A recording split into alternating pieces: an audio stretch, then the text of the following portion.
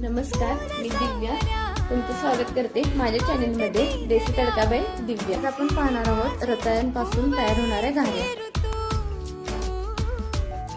पाणी ओतून घेणे, रताळे झाकण लावून 2 ते 3 शिट्ट्या देणे, त्याचबरोबर रताळे किसून घेणे।